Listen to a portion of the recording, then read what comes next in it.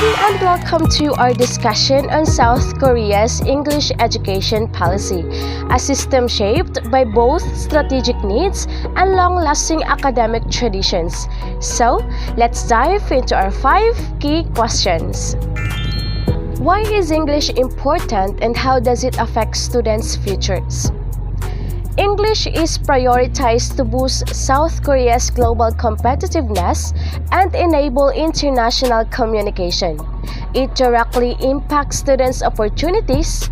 Performance on the CSAT or College Scholastic Ability Test English section is critical for university admission, which in turn influences career prospects.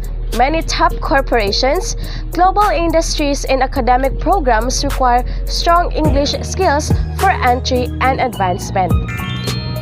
How did the 7th National Educational Curriculum change English teaching? So the 7th curriculum, introduced in the late 90s, marked a major shift from traditional grammar translation methods to emphasizing communicative competence. It moved English instruction start time to the 3rd grade of elementary school from middle school previously, and integrated more listening and speaking activities aiming to develop practical language use rather than just a grammatical accuracy. So what are the challenges with CLT or communicative language teaching? So teachers face several hurdles. First, persistent exam-oriented pressure that pushes focus back to grammar and test preparations. Second, limited class time to practice interactive activities with large student cohorts. Third, varied levels of teacher training in CLT methodologies.